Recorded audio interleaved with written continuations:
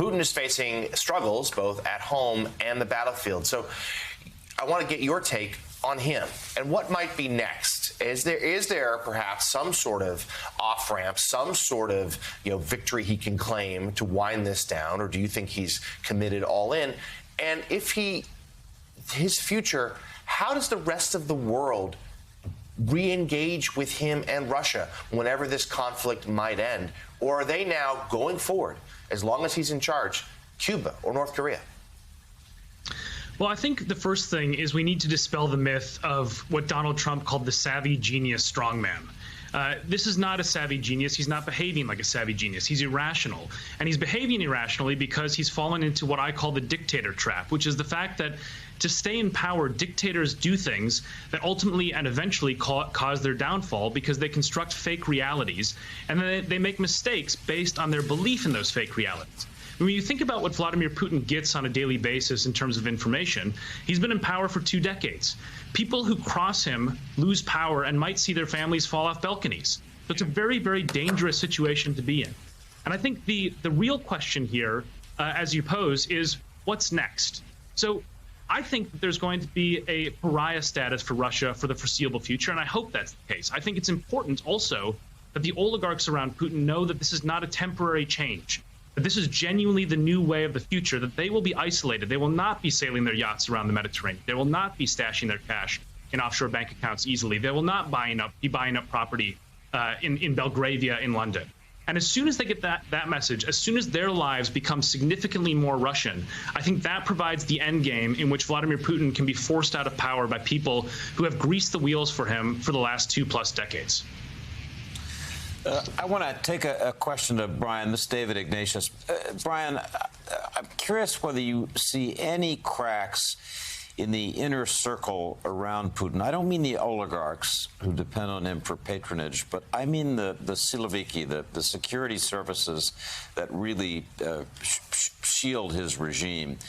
Do you see any evidence that those people who do have the power to make changes in Russia are moving toward action? I don't see evidence, but that doesn't mean it doesn't exist. And the reason for that is because these things often convey themselves in tipping points.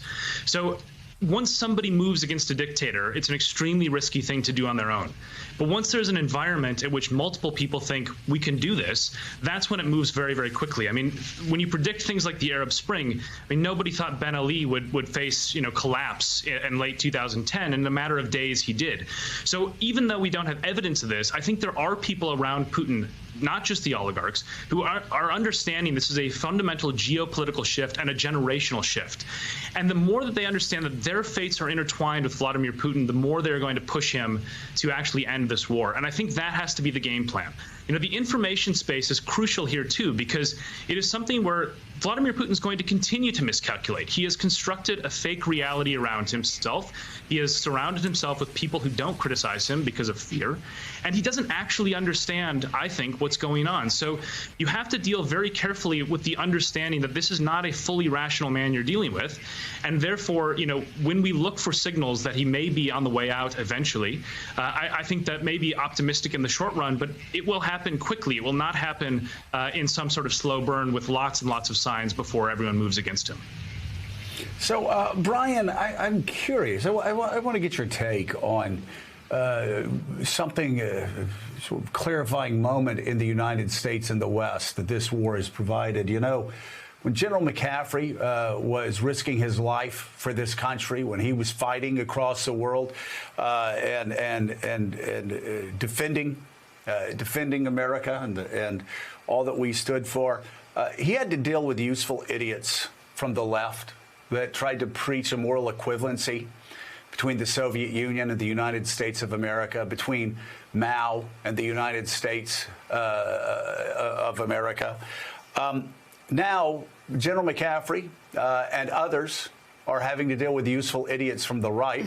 And I think one of those shocking things I've seen, some of those useful idiots on the right actually didn't parrot Russian disinformation on Ukrainian biological labs. They actually were on the cutting edge. I read it first from a useful idiot here, and then a week later, I heard the same thing coming out of the mouth of a Russian general, which, of course, was a tip of the hat for us to expect future chemical weapons attack.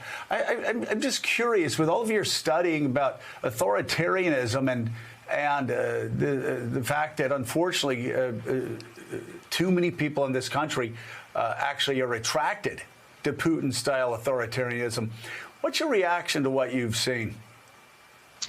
Well, I think we have two different struggles that are highly linked. There's a domestic struggle between democracy and authoritarianism, and there's a geopolitical struggle globally between democracy and authoritarianism.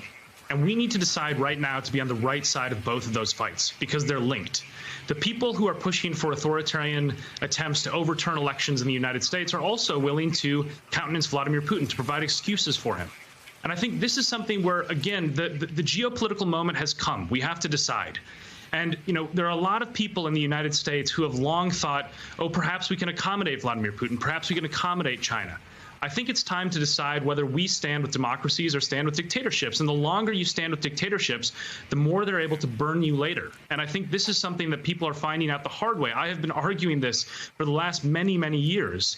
And I think it's something where there's a wake-up call that's happened in Ukraine. And I hope the wake-up call goes beyond the borders of Ukraine and starts to actually change things in the rest of the world and how America relates to authoritarian despots, not just abroad, but also those who would be tyrants at home. Hey, thanks so much for watching our YouTube channel. You can follow up on today's top stories and breaking news or catch up on your favorite MSNBC shows all in one place. Download the NBC News app today.